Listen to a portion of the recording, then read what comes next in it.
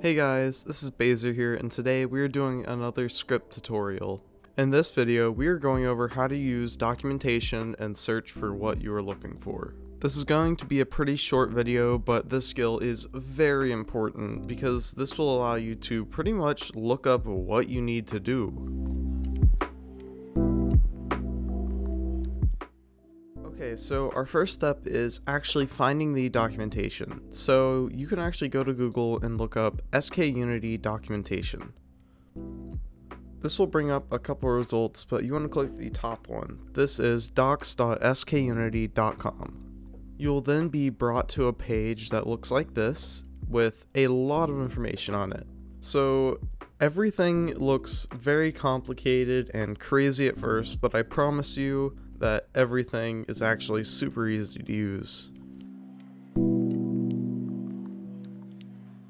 Okay, so to get started, we want to actually just stick with Skript, the default language, instead of actually including all these other add-ons. So Skript actually has a bunch of add-ons that have their own syntax, but we haven't gotten into that yet, so we are going to restrict our documentation to just the default things that we can normally use. So you can go over here to add-ons, and then at the top here, you can click Skript.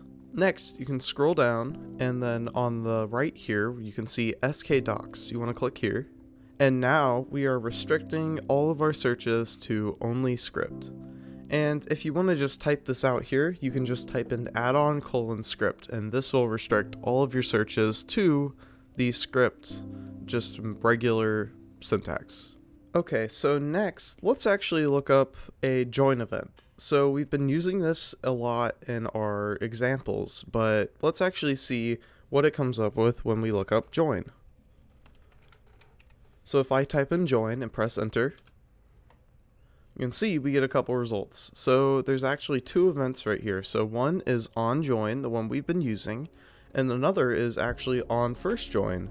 So you can actually see that we could actually call this event when a player joins for the first time. So like we could say a welcome message or something else. In addition to this, you can actually look at examples for both of these. So you can click this examples thing, and there you go. So here's an example of an on join event, and for first join it's the same thing.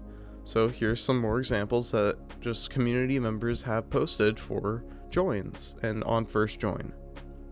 So you might be wondering, what does this line here mean? There's a lot of brackets here, and I'm going to break that down for you.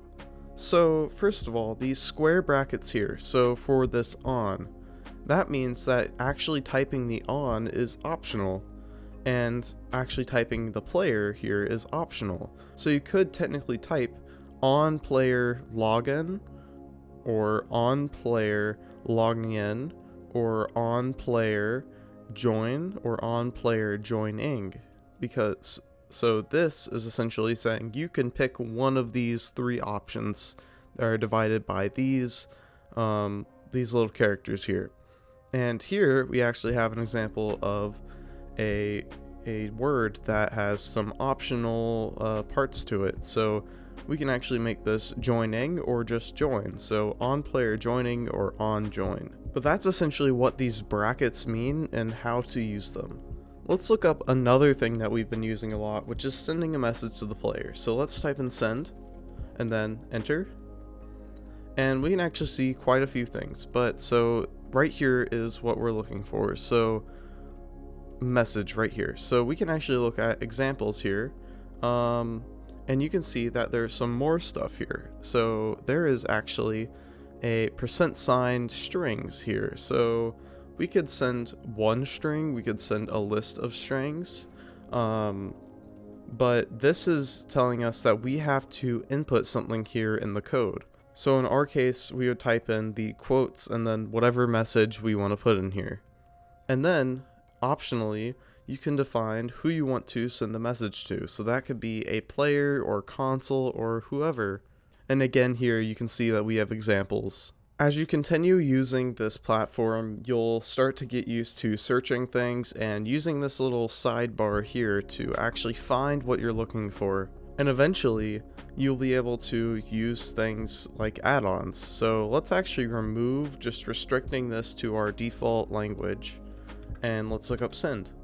So as you can see here, there's a lot more information. So you can look through a lot of things and it's very overwhelming at first, but if you know what you're trying to do, so let's say we want to narrow it down to sending an action bar, we can type in send action bar, and there we go. So we get some results for action bars. Yeah. Otherwise, that's pretty much it for this video. I know it was a short one, but this is a skill you do need to learn if you want to make something. Anyways, thanks for watching, and any feedback on the series is appreciated.